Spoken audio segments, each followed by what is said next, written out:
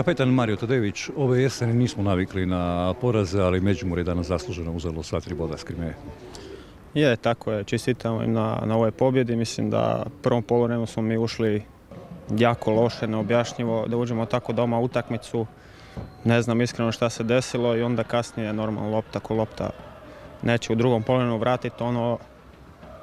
Jednostavno nas je kaznila i mislim da smo zasluženo izgubili. Ovom prilikom se ispričavam što smo rastužili i razočarali možda navijače. Prije svega rastužili smo i razočarali nas, onda navijače, tako da... Ali ne samo Fakersi, nego kompletna publika je rekla šta misli o vašoj jeseni u ovoj godini u kojoj ste se nakon 14 godina vratili u drugu ligu. Proslavljeno je stoljeće kluba, ispraćeni ste unatoč porazom, pljeskom i pjesmom.